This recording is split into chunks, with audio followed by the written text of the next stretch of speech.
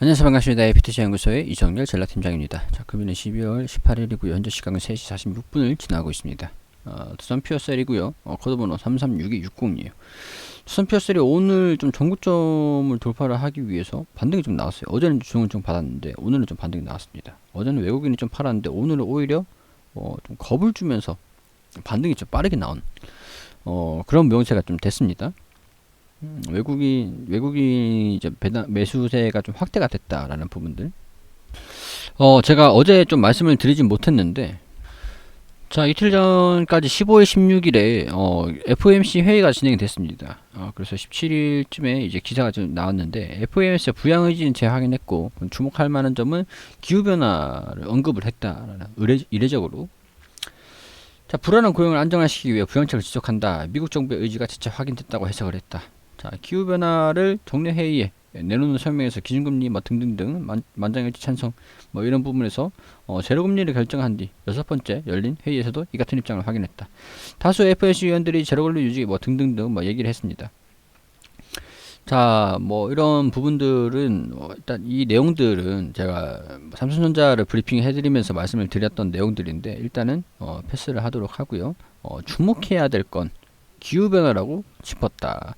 파월 의장은 기후변화는 우리의 법적 책무와 관련이 기후변화 충격에 대해서 사려 깊게 움직이겠다라고 얘기를 한 거죠. 기후 환경 변화에 따른 금융 리스크 관리를 위한 중앙은행, 중앙은행 감독기구의 자발적 논의기구인 녹색금융협의체에 가입했다. 이렇게 발표를 한 겁니다. 자, 이런 얘기들은 이제 FOMC에서도 연준에서도 기후변화 정책에 대해서 이제 호흡을 같이 해서 가겠다라고 얘기를 한 거죠. 자, 완화적인 통화정책 유지 결정으로 화폐 가치 하락은 불가피한데, 자, 그런 달러가 약세를 보이면서 금이라든가 비트코인이라든가 그런 부분에서도 좀 긍정적이다라고 얘기를 했던 부분들입니다. 자, 달러 가치가 이제 약세를 좀 이어갈 것이다. 근데 지금 좀 달러 가치가 반등이 나오긴 했어요. 자, 시장을 좀 안심시켰다. 이런 부분들을 나와주면서 지금 이제 기후 변화에 따른 그런 내용들이 좀 나왔습니다.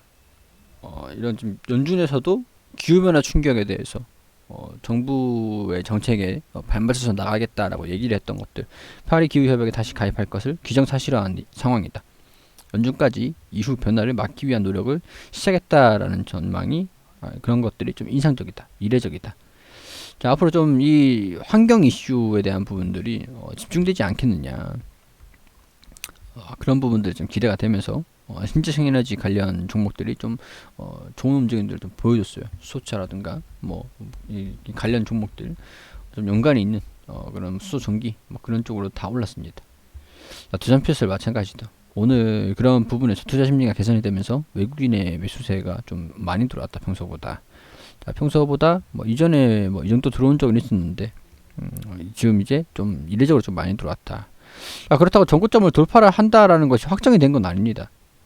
전고점을 터치를 하고 차익 실현 매물도 나와줄 수 있는 구간들이기 때문에 제가 그동안 유상증자에 대한 부분들을 좀 말씀을 드렸었는데 비중이 그렇게 크진 않아요.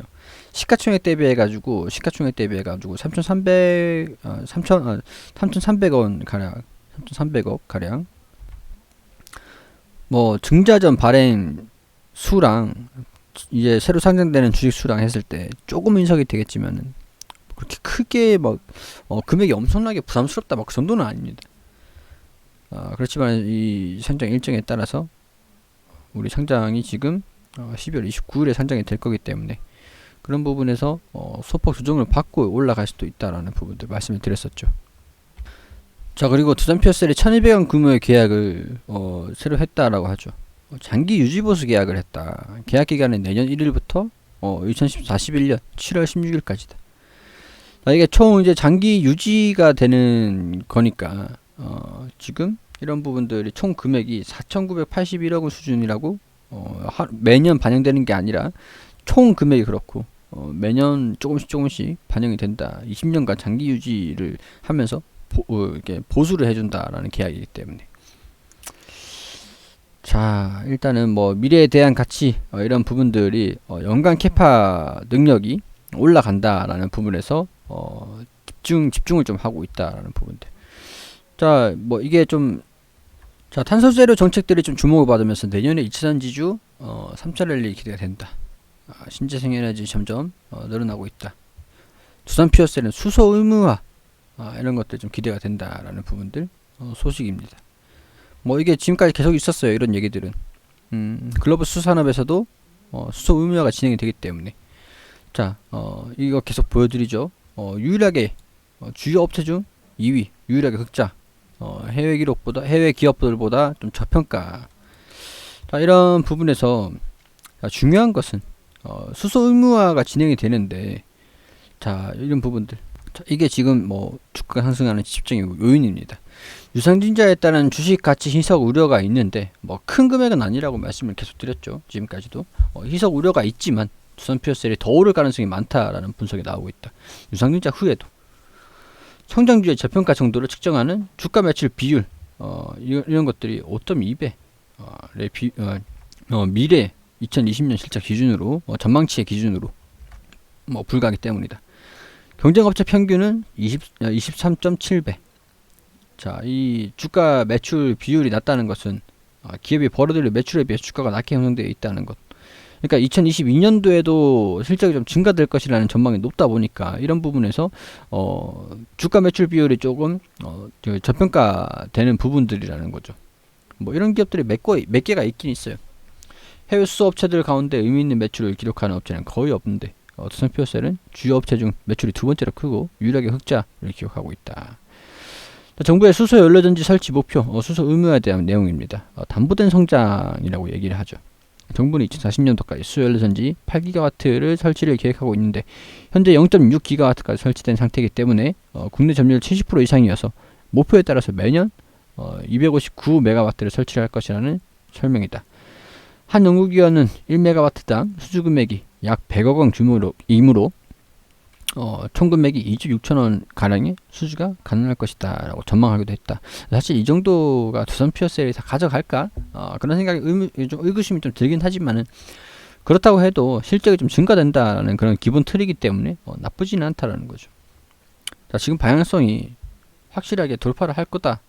그리고 유상증자도 남아있다. 돌파를 할 거다라는 부분이랑 유상증자가 남아있다는 부분들 어느 부분이 이길지는 모르겠습니다. 지금 강세 FOMC도 이렇게 좀 얘기를 하는 부분들이고 신재생에너지 부분에서 점점 이제 투자 심리가 점점 가열이 되고 있는 강해지고 있는 고평가라기보다는 강해지고 있는 그런 부분들이다 보니까 전고점을 좀 돌파하고 조정을 좀 받을 수도 있을 것 같다라고 볼 수도 있을 것 같은데 유상증자 기간이 지금 얼마 남진 않았어요. 그렇기 때문에 유상증자 일정에 따라서 이때 주가가 좀 희석되면 들어가는 것도 지금 매수해도 유상증자 때 주가가 좀 희석이 될까?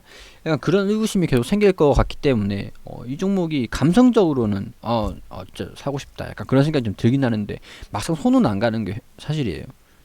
지금 사면은 유상증자 적어도 버텨야 되는데 약간 그런 생각 때문에 근데 유상증자를 버티더라도 올라갈 거라는 확신이 좀 생기면 좀 매수를 할 만한 그런 기업인 것 같긴 한데 일단 마음으로는 사고 싶은데 좀 그런 막상 손이 안 나간다는 거죠. 이렇게 지금 사면 유상증자 이거 어떻게 반영이 될지 좀 지켜봐야 된다는 거. 자, 이 전고점을 돌파를 한다. 방법은 있어요. 지금 나 정말 사고 싶어요 라고 하신다면 분할 매수로 접근을 하시면 되죠. 올라가도 사고 떨어지면 사고 유상증자 해서 더 떨어지면 또 사고 이런 식으로 3차 4차 분할 매수까지도 좀 염두를 해두고 진입해가지고 나중에 반영이 될 때까지 버티면 되죠. 자, 이런 실적들 반영이 될 때까지 이런 전망들 내년에 매출이 이번 연도 4천억 정도가 나올 거다라고 하는 부분들이니까 자, 계산을 대충 한번 해보겠습니다. 1분기에 201억 영업이익으로 계산을 할게요. 영업이익이 46억 마이너스 그리고 126억 125억 그리고 또 이번에 120억만 좀 나와준다고 한다면 325억이 매출액 영업이익이 나와요. 자, 시장 예상치보다 좀 가파르게 70억 예상을 하고 있다라는 부분들인데 알 수는 없죠. 이게 이런 추정치다 보니까 어떻게 나올지는 모르겠습니다. 근데 이제 중요한 것은 이런 실적적인 성장이 이어질 것이다 라고 보는 경우죠.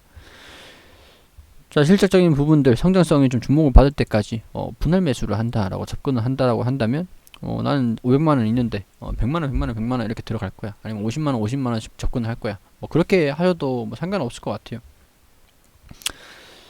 자금에 좀 제한이 있으신 분들은 좀 타이트하게 일정을 참고로 하실 필요가 있겠죠. 자, 그런 부분들 참고로 하시고 일단 키포인트는 전고점을 돌파를 하느냐입니다. 키포인트는. 자, 그런 부분 한번 살펴보면서 다음 주 전고점을 돌파를 하는지, 전고점을 돌파를 한 다음에 조정을 좀 받는지, 그런 부분들 일단은 주가 움직임들 살펴보면서 참고해 보도록 하겠습니다. 그리고 우리 AP투자연구소에서는 매일매일 종목 추천을 해드리고 있거든요. 여기 검색창에 AP투자연구소라고 검색을 하셔서 들어오게 되시면 상단에 홈페이지로 들어오시면 됩니다. 여기 중간에 라이브로 깜빡깜빡 거리시는데 2020년 무료 추천 종목 게시판에 들어오게 되시면 매일매일 이렇게 소장님께서 리딩을 종목 추천을 드리고 관리를 좀 해드리는 그런 게시판이 있거든요. 매일매일 이렇게 확인되시죠.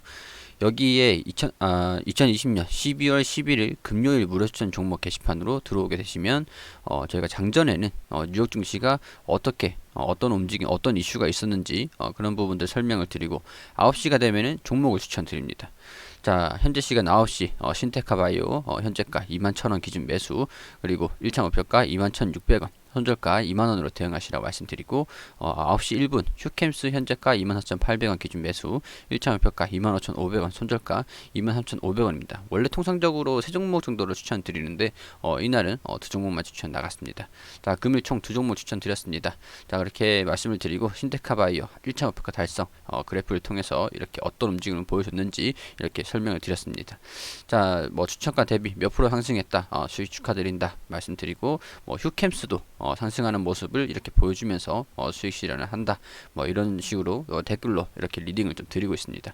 자, 이렇게 무료 추천 중 오늘은 금요일에는 이 종목 두 종목 추천을 해가지고 두 종목 모두 수익을 냈다.